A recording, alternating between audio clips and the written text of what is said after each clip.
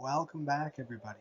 In this second part to our social perception set of lectures, we're going to be looking at the topic of how we explain the behaviors of others. For context around what we're going to be looking at, I want to go back to a slide that we actually had from our previous class. In it, we talked about how when we study social perception, we can do it in one of two different ways. We can study the actual communication process, or we can study what we can gauge by the situation in terms of what this tells us about the individual and what this maybe tells us about the situation itself. Now, in that previous lecture, we spent a lot of time talking about the communication process and looking at things like emotions and other ideas that can be conveyed through a back and forth. There's also some more information about this in the text. What we're going to be doing in this lecture is talking about that deduction of what somebody's like, what happened in that situation, and maybe where things are headed as a result of what it was that we encountered. And to understand this topic, I'm going to bring us back a little bit to some early years of social psychology. So we're looking at some of the early topics that were studied in social psychology. This area of social perception was one of the very first things that allowed social psychology to form. And when people studied this topic, they had a number of different things that they were trying to understand.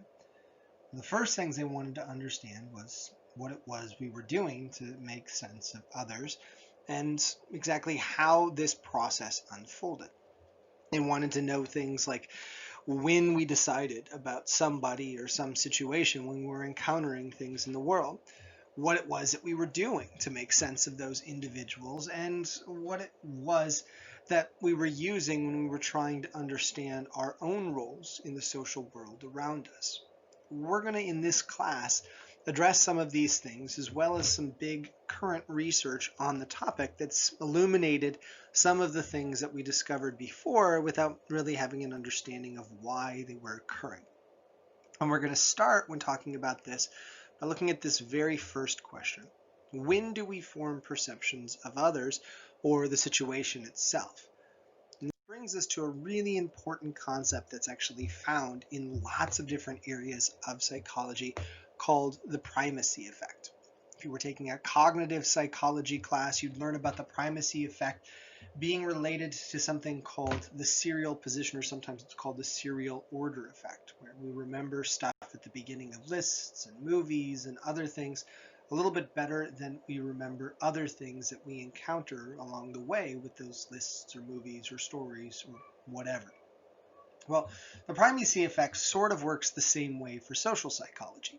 But when we talk about it as social psychologists, we talk about the primacy effect having kind of more weight than being something we remember better. So when we meet somebody for the first time or get a first impression of somebody based on maybe what they're doing or what they look like, what we essentially do is put a lot of weight on that first information that we're encountering. And it shapes a lot of things that might unfold when we interact with these people later on. A great example of this can actually be seen in the picture that you see to your right. If you met this gentleman, say, just randomly at some event, my guess is that just by seeing him dressed in this attire and looking like he's behaving in a specific way might lead you to conclude lots of things about this individual. Maybe things about his competitive background, his educational background, some of his personality characteristics, why he was dressed in that particular manner.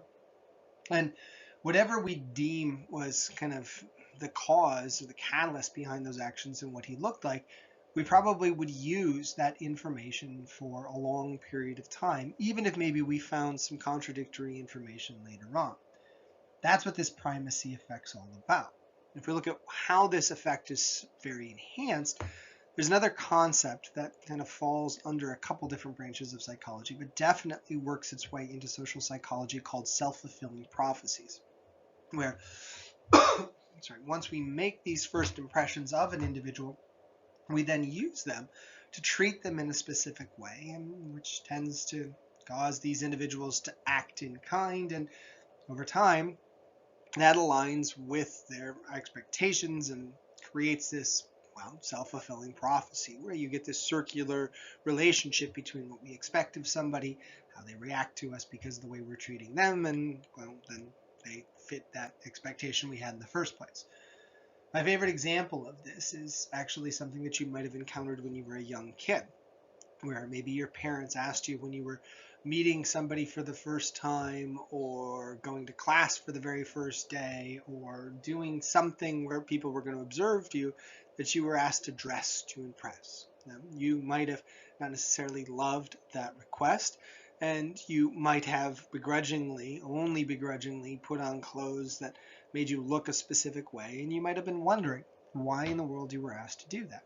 Now, there has been research to show that children who are asked to dress in a specific manner when they're going to school, people who dress for job interviews in specific ways, tends to actually have an impact on the people that they're talking with and the people that they're interacting with.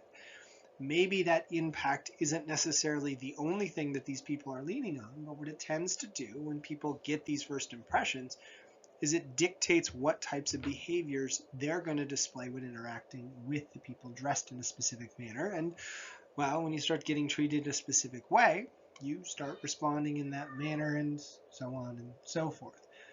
It doesn't necessarily tell us exactly why the primacy effect happens, but what it does give us a sense of is how this primacy effect can be so potent and so long-lasting once we make these first impressions of individuals and the situation at hand. This might lead you to ask, well, what is being evoked then when we're making these first impressions? If I judge somebody based on what they're doing or attribute something to the situation, how am I doing it? Well, this brings us to the topic that we actually talked about in our social cognitive area of schemas. If you remember back to that, we talked about how a lot of the world we see around us is based on the schemas that we possess.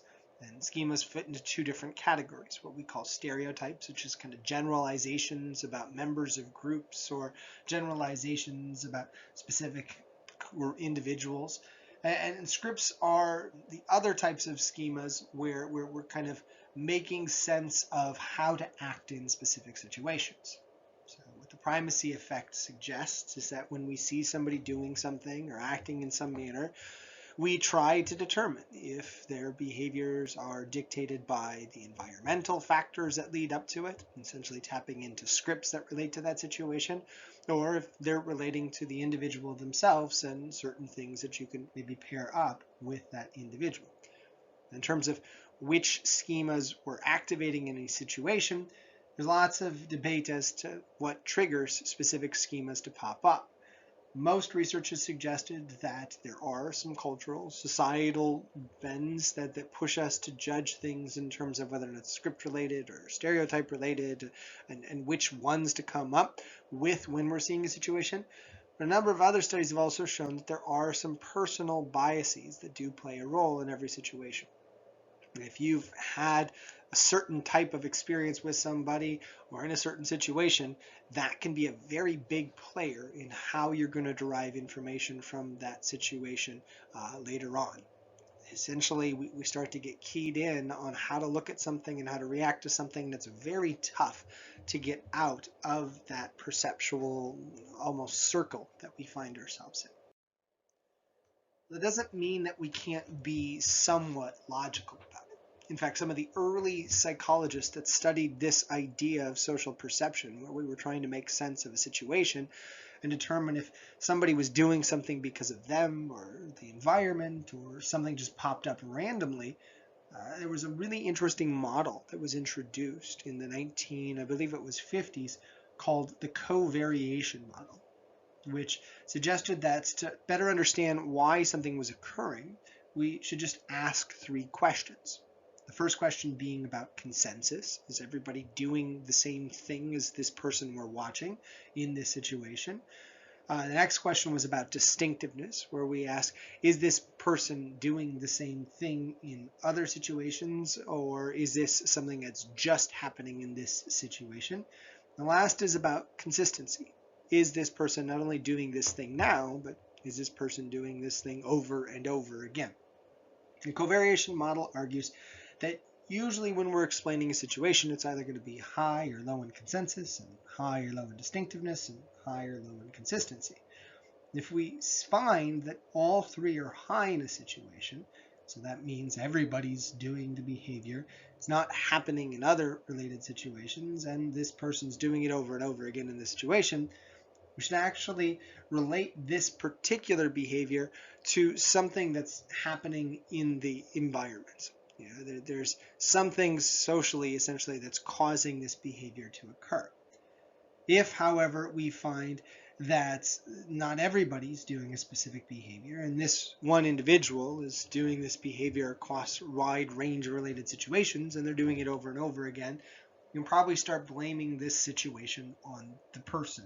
We call it an internal attribution, or something about the actor themselves. If it's just kind of a one-off, what we'll see usually is that everybody's doing it at that one moment, and they're not doing it across a whole bunch of situations, and it's not happening a lot. This is what we call a situational factor of the moment. This covariation model made a lot of intuitive sense. It maybe requires a little bit of learning, but it does give us a great formula, sort of, to understand what we should gauge from a situation if we have the ability to ask these three questions. Just to see what I'm mentioning here, I thought we'd do a little mini activity where I ask you to try to use this covariation model to understand Bob, who's picking on Brian today at school. So if you wanted to assume that Bob's behavior was based on Bob himself, not the environment, not the situation, what would your responses to the three questions be? And the first question, again, is about consensus. So you'd probably be asking, is everybody picking on Brian? And if it is just about Bob, the answer, of course, would be no, low consensus. The next question would be about distinctiveness. So you would ask, is Bob doing this in other situations with other children? And again, if this is about Bob, odds are pretty good. Bob's not just picking on Brian. Bob's probably picking on a number of children. And lastly, your question about consistency would lead you to ask, is Bob doing this a lot? And if Bob is really the source of the problem, we would probably assume that Bob is indeed doing this a lot. Now, if instead this was a situational thing, something that was just popping up a one time, we would see slightly different responses, where everybody maybe is picking on Brian this day, they're not picking on everybody else, but it's also just a one-time thing that's causing Brian to be teased. If this was more dispositional, something that was occurring in this environment and only this environment, we would see everybody's picking on Brian. They're not doing it to everybody else, so it's high in distinctiveness, and it's happening pretty much every time. So maybe in this case, it's more about Brian, the acted upon. This model was applied many times over in a lot of different studies, and it reflected kind of our beliefs as to how people could successfully diagnose the source of a problem. It led us to also another question, and that's, is this really what we do? And this really ushered in a new era of research that focused on making sense of things based on this concept that we started to call attributions. And the blaming of cause, or at least the generation of explanations for why something occurred. And to make things a little bit easier to understand, people started talking about attributions really fitting into two different categories. We would judge behavior based on something that was related to the actor of interest, which we would call an internal attribution. So maybe it's about this person's personality or mental facilities or some kind of enduring thing that we can gauge from their behaviors in the situation. Or we could make what's called an external attribution, where we assume that a behavior is a byproduct of what was happening in the environment. Essentially saying, everybody would have done something like this in this situation. If we're looking to tie this back to what we were talking about before, you could say if we're making an internal attribution, maybe we're grabbing at some type of a stereotype to explain a behavior. And if we're making an external attribution, you could say maybe we're grabbing at some type of a script to understand the behavior. And it's really important to note here that what we decide does have a huge impact on our interpretation of a situation. A classic example of this is in this rather unusual far side caption that I included here on this slide. For those of you that can't read it because the writing's a little small, it says, inadvertently Roy dooms the entire Earth to annihilation when, in an attempt to be friendly, he seizes her leader by the head and shakes vigorously. Obviously, in this case, the aliens made an internal attribution and assumed that Bob's behavior is a byproduct of Bob and it's reflective of all humans, and therefore they should just annihilate Earth, where most of us, when looking at this, might just assume that Bob's actions were really just a byproduct of a hand being extended to him. Nothing to really gain too much information about Bob from. Well, these differences maybe aren't quite as extreme, but hopefully from this situation you can understand how important which type of attribution we make actually is when we're trying to make sense of a situation. And this leads us to the question of, well, which attribution do we tend to lean on? Right? Do we usually judge people based on the situation, or do we judge people based on some enduring characteristic that we ascribe to them? Most researchers have argued that we should really rely heavily on the situation.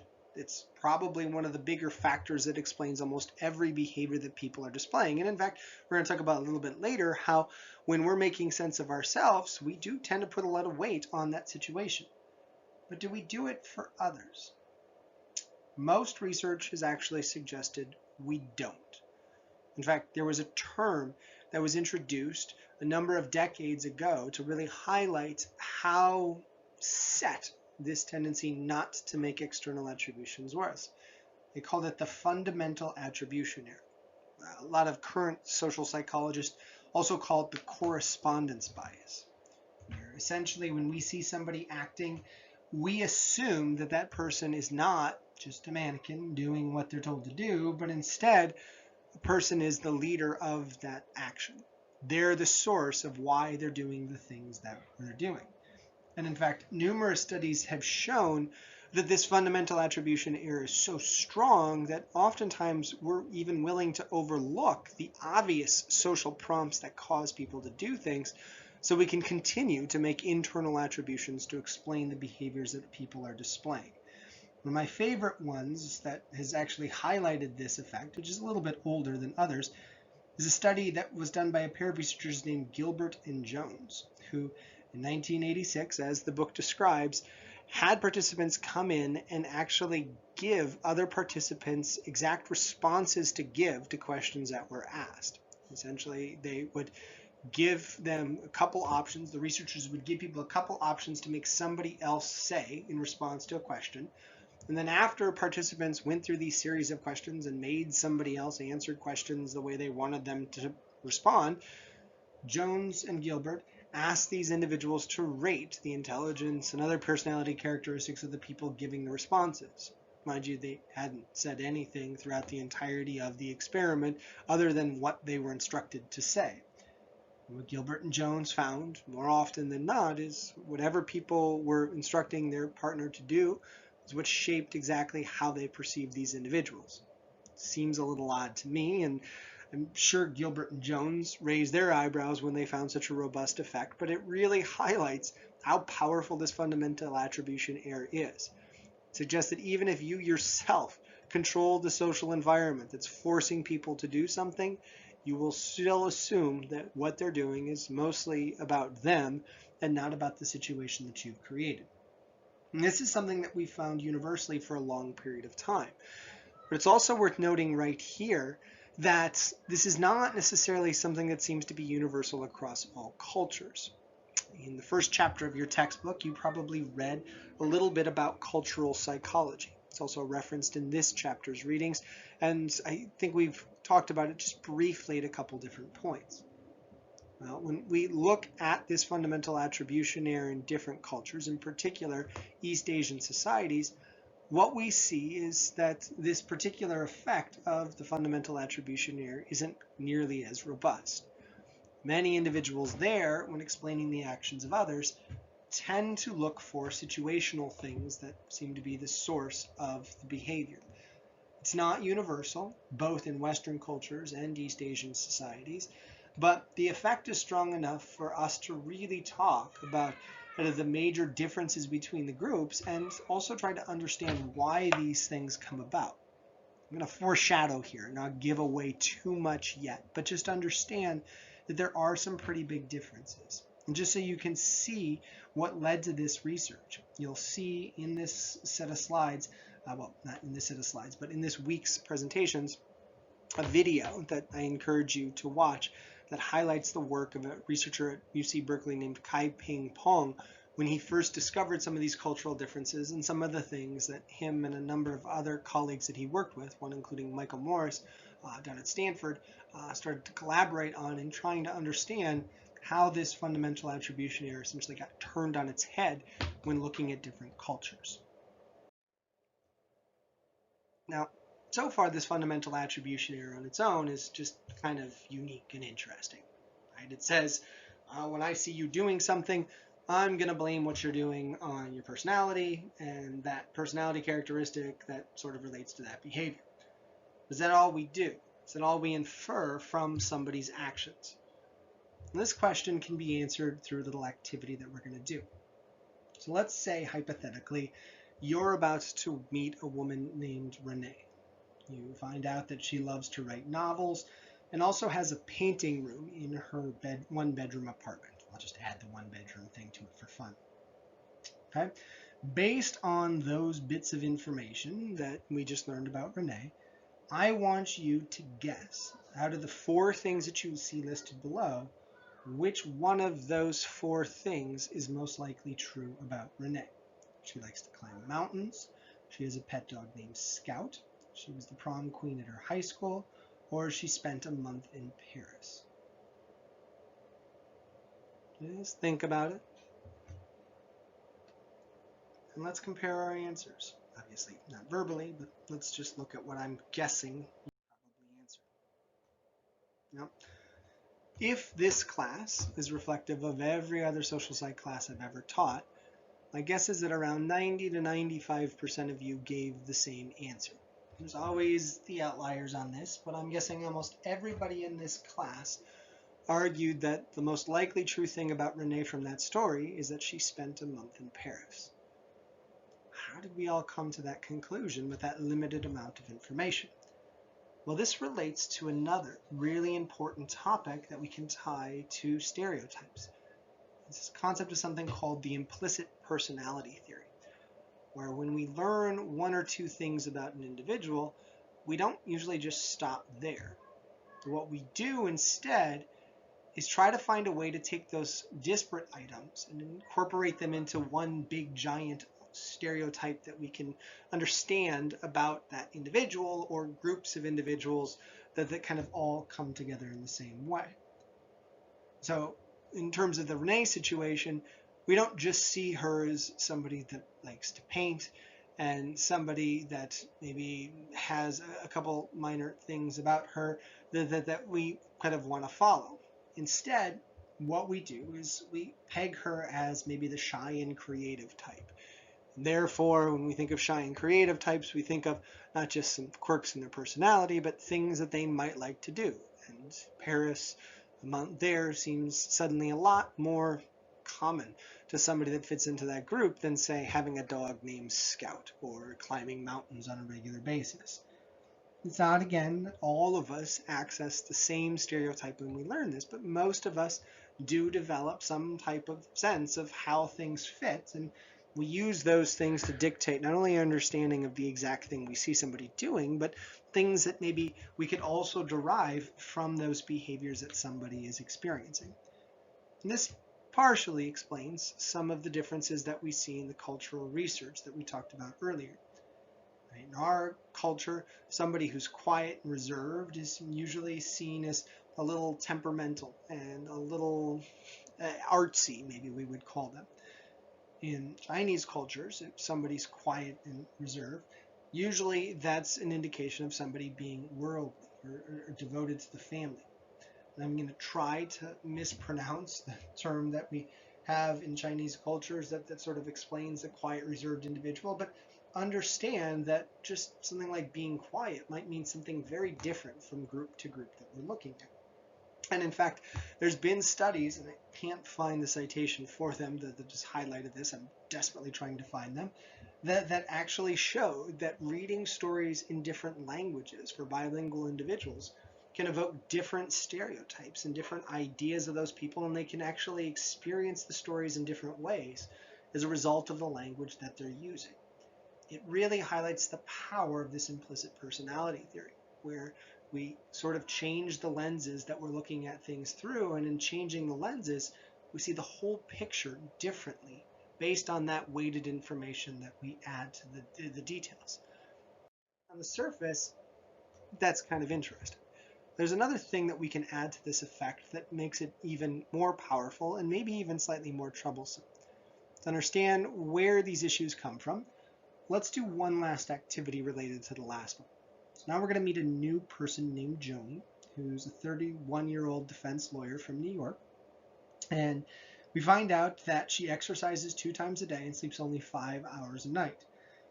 Just based on that, I want you to guess which statement about Joni is most likely to be true. She has an eating disorder, she has a pet spider, she enjoys eating dessert, or she skydives on the weekends. Again, there's no real right or wrong answer. You're just guessing which one best aligns with it. And my guess is that if you're following along and not super cautious because you're in a social psych class, your response is probably the same as most of my previous students. And that you all probably, well, 90-ish% of you, thought the most likely thing was that she had some type of an eating disorder. I always have the 1 or 2 sarcastic students that say she probably had a spider, and another couple that say she skydived, and then about 10% of the class usually says she probably likes dessert. Why is this effect then something that we're going to look at? It seems like just a reflection of the implicit personality theory again. But if you look more closely at it, there's a glaring problem in this example that many of us overlooked. If I asked you what percentage of the population, maybe just in the United States, has some type of an eating disorder, you might give me a wide range of estimates as to what percentage of the population has an eating disorder, or even what percentage of the population that fits into that category has an eating disorder. It might be a wide range of estimates, but my guess is that none of us would go over, say, maybe 1 in 10 individuals having an eating disorder, even if they fit into that category of exercising twice a day and only sleeping 5 hours a night.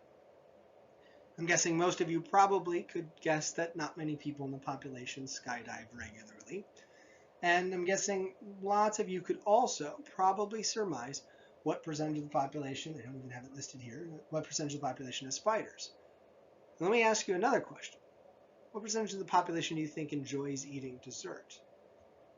My guess is that if you thought about that question in that way, suddenly this expectation that Renee has an eating disorder might not, I'm sorry, not Renee, but anyway, so our character might not have an eating disorder, but instead, maybe she likes eating dessert. Right? Obviously, the vast majority of us like dessert, regardless of which dessert we like. Why did we then, when we saw this information, discount that as the most likely thing and focus on something that's extremely rare? Now, this relates to another concept that can sort of be an addition to the implicit personality theory called the representativeness heuristic. We were probably in our heads, to a small extent, doing these subtle calculations, but we weren't doing them very well. We were essentially just guesstimating at what percentage of people fit into these categories, even with that extra information at hand, based on what just seemed to fit well.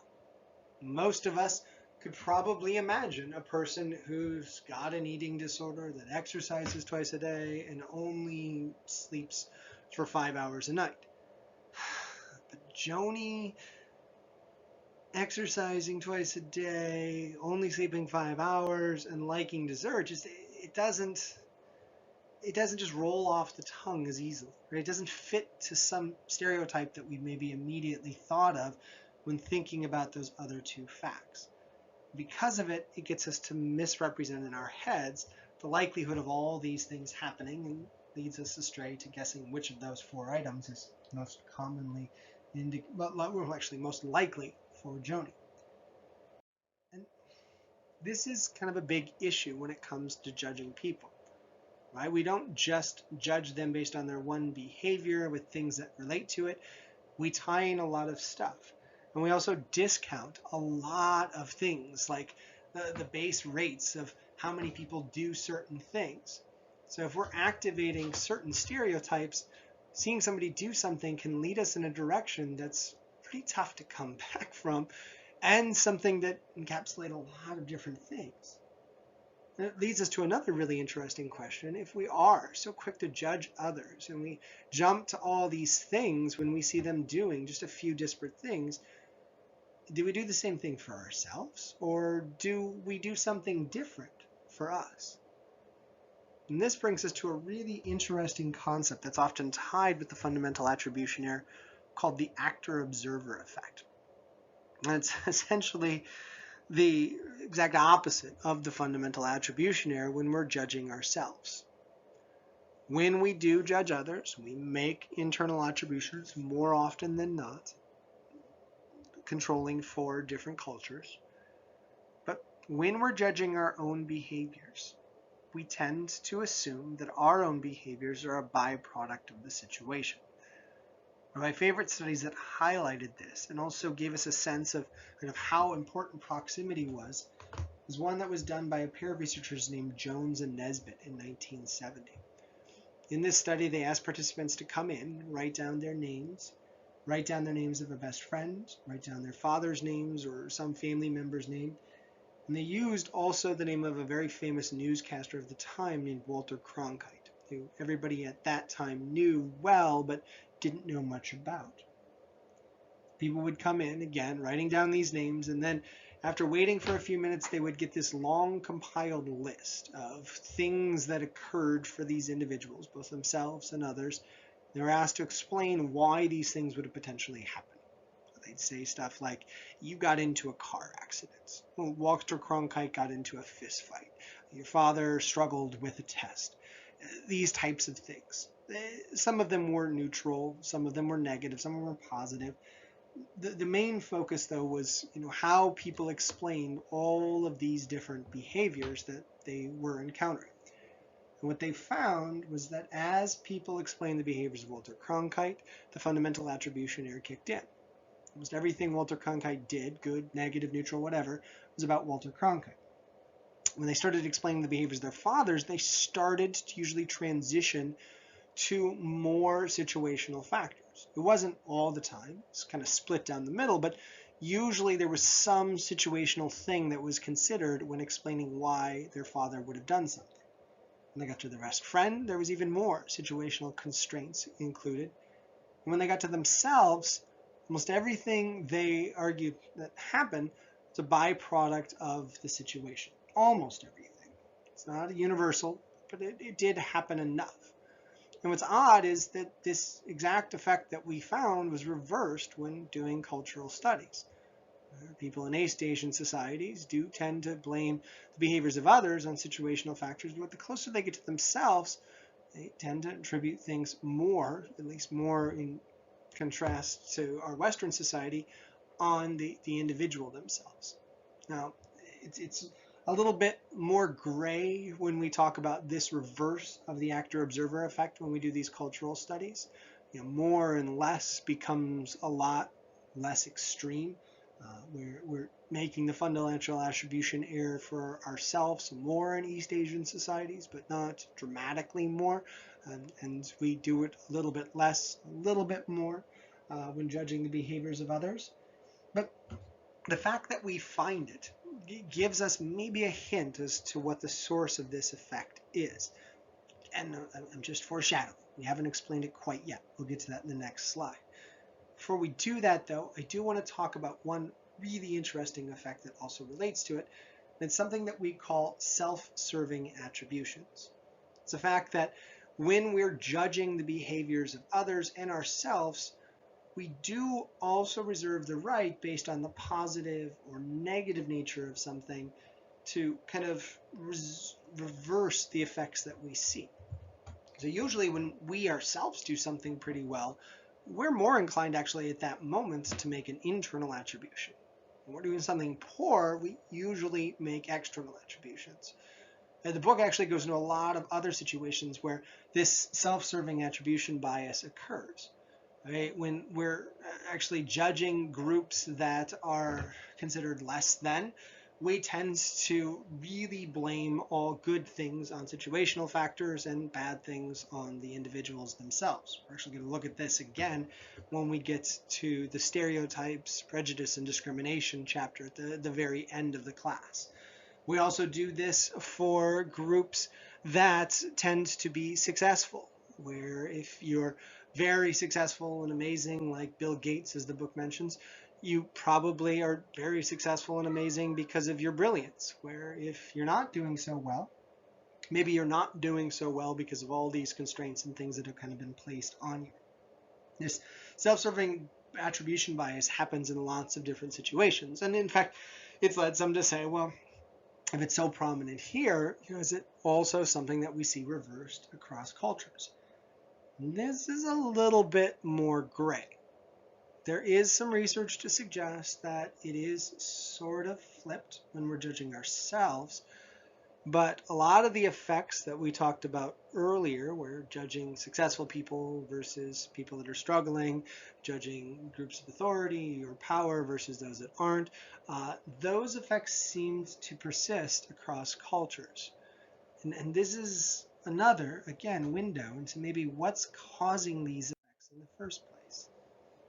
I'm done with the foreshadowing. Let's talk about what maybe is the source of this fundamental attribution error, these self-serving biases, these actor-observer effects that we've talked about. It's this idea of something that we call perceptual salience. And essentially, it harkens back to a social cognitive idea that we talked about earlier. What perceptual salience argues is that a lot of our determinants of what's happening, what's going on with the people, are based on our assumptions that what we see, what we experience, is the most important thing in that situation. Your book doesn't mention it, but there was a really brilliant study done in 1975 by a pair of researchers named Taylor and Fisk, where they had two Confederates, people that were a part of the experiment, have a back and forth conversation that was, I believe, 30 minutes long, if I recall correctly.